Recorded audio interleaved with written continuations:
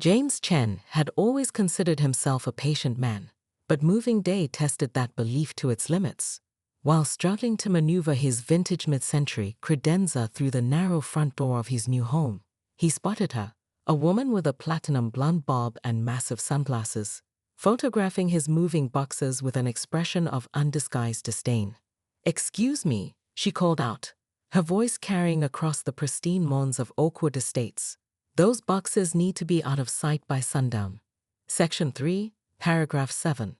Before James could respond, she strode away, designer heels clicking on the sidewalk, leaving behind a business card that read, "Patricia Wilkins, HOA Compliance Officer." "Don't mind Hurricane Patricia," said a voice from the neighboring yard. An older man with kind eyes offered James a cold beer. "She's been terrorizing this neighborhood for 3 years. Last month, she confiscated the Rodriguez family's garden gnome collection in the middle of the night, called them lawn vermin." James raised an eyebrow. "Is that even legal?" "Legal. Half the rules she enforces don't exist. But her husband's the HOA president, so..." The neighbor shrugged. "I'm Ray, by the way. Welcome to paradise." As James settled into his new routine over the next few weeks, he observed Patricia's daily compliance walks, documenting violations with her camera phone, leaving threatening notes, and generally making everyone miserable. Yet, despite her surveillance, James managed to find joy in his new home, especially in his weekend ritual of enjoying artisanal ice cream from Creamy Delights while watching the sunset from his back patio, his one luxurious reward after long work weeks as a food scientist at Gourmet Innovations Lab. "You have got to be kidding me," James muttered, staring into his empty freezer where his box of 6 handcrafted matcha chocolate ice cream sandwiches, worth nearly $50, and his one indulgence for the week, had been that morning. His stomach dropped when he noticed the now familiar cream-colored envelope slipped under his door. The note inside was typed in an absurdly formal font. *VIOLATE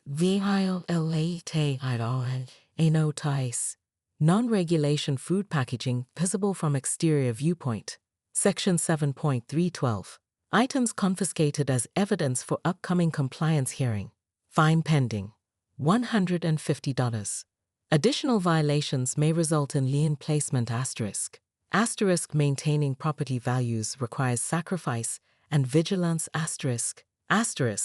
P. Wilkins, HOA Compliance Officer ***. James frantically flipped through his HOA handbook. No Section 7.312 existed. He grabbed his phone and dialed Patricia's number from the neighborhood directory. After 6 rings voicemail, he tried again and again. Through his kitchen window, movement caught his eye.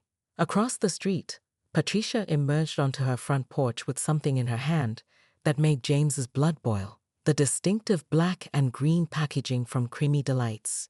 As he watched, slack-jawed, she removed one of his premium ice cream sandwiches and took a large, satisfied bite. James snapped a photo with his phone, his hands shaking with a mixture of disbelief and rage. Ray's words echoed in his mind. Half the rules she enforces don't exist. When he posted the incident to the neighborhood's private Facebook group, his inbox exploded with similar stories. The Hendersons' hammock, confiscated for excessive swinging. The Patel family's bird feeder, removed for attracting non-indigenous wildlife. Each item had mysteriously disappeared, followed by an invented rule citation and a hefty fine. None of these items had ever been returned. "Mrs. Wilkins, I believe we need to discuss the matter of my missing ice cream," James said the next morning, maintaining his most professional demeanor despite the ridiculous nature of the conversation. Patricia stood in her doorway, arms crossed, lips pursed so tightly they nearly disappeared. She wore a pink tracksuit with "Blessed" emblazoned across the chest, an irony not lost on James. "It's actually *Chairwoman Wilkins," she corrected, looking down her nose despite being several inches shorter than James. "And your ethnic deserts violate our community standards. The board decided this at our last closed session." "I've read the bylaws cover to cover," James replied, pulling out his annotated copy. "There's nothing about food or packaging visibility, and you entered my house without permission, which is breaking and entering." Patricia's eyes narrowed dangerously. Are you threatening me? My husband plays golf with the police chief every Tuesday.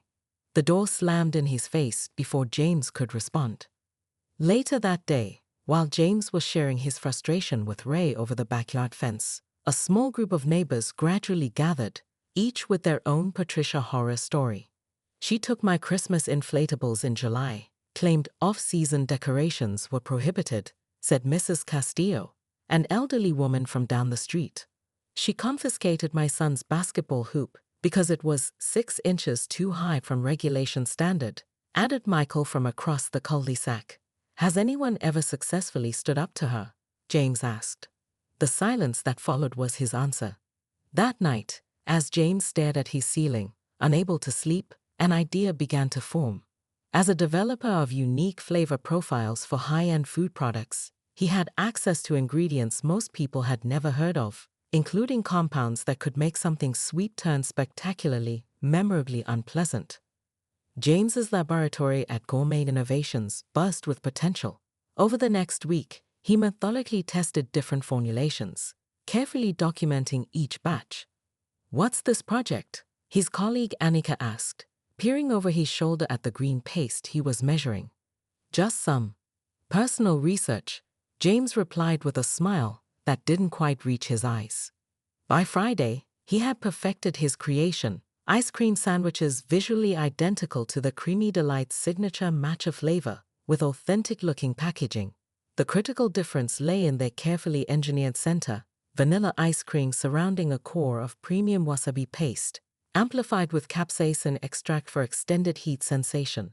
The first bite would taste normal, but the second would deliver an unforgettable flavor explosion.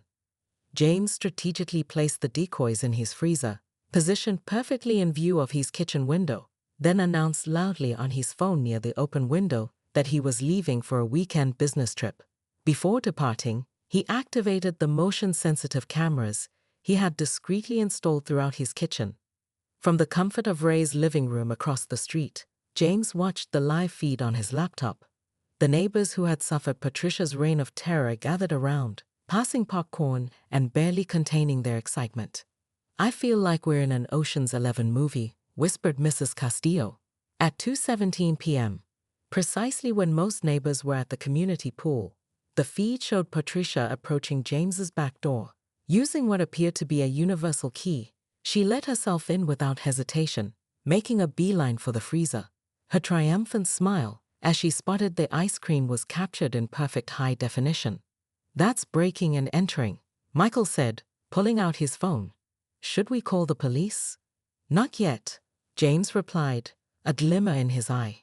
Justice is best served cold. Sunday morning dawned bright and clear, but the peace of Oakwood Estates was shattered by the wail of an ambulance siren.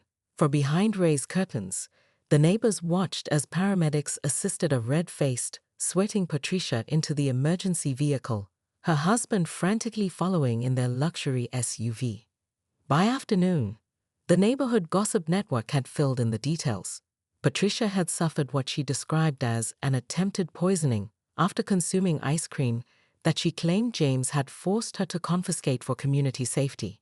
Her visit to the emergency room had included tearful explanations about the source of the ice cream, unknowingly admitting to entering his home without permission and taking his property. With the monthly HOA meeting convened the following Tuesday, attendance broke all previous records. James arrived early, laptop in hand, and calmly requested time to address a security concern. On the projector screen, he displayed the footage. Patricia using an unauthorized key to enter his home, taking the ice cream and leaving her notice. Next came screenshots of the HOA handbook, highlighting the absence of any rules she had cited. Finally, he shared a folder of testimonials from over 20 neighbors documenting similar incidents. I'm not here to press charges for breaking and entering, theft, or falsifying official documents, James concluded, his voice steady. I'm simply requesting a review of HOA leadership practices and a refund of all fraudulent fines collected under non-existent rules. The silence that followed was broken by slow, deliberate applause from the back of the room. One by one, neighbors stood, until almost everyone was on their feet. Patricia's husband, red-faced and sputtering, attempted to call the meeting to order, but the board secretary, who had lost an heirloom rose trellis to Patricia's violations, calmly called for an emergency leadership vote as permitted in the actual bylaws. By the end of the evening, both Patricia and her husband had been removed from their positions. A new board was elected with James as compliance oversight officer, a role he accepted with a promise to actually read the rulebook before enforcing it. As for Patricia, her influence crumbled alongside her reputation. The following weekend, she discovered 20 containers of ice cream on her doorstep, each with a note reading, "Not a violation" attached. She soon listed her house for sale, citing community hostility in her real estate listing. 6 months later, at the neighborhood summer block party, James served his famous homemade ice cream to universal acclaim. Nobody asked about the small wasabi plant growing in his front garden, a subtle monument to the sweet taste of justified revenge and the power of a community united against entitlement. When new neighbors moved in, they received a welcome basket containing the actual HOA rulebook, a gift card to Creamy Delights, and a friendly warning. In this neighborhood, we follow the real rules and respect each other's ice cream.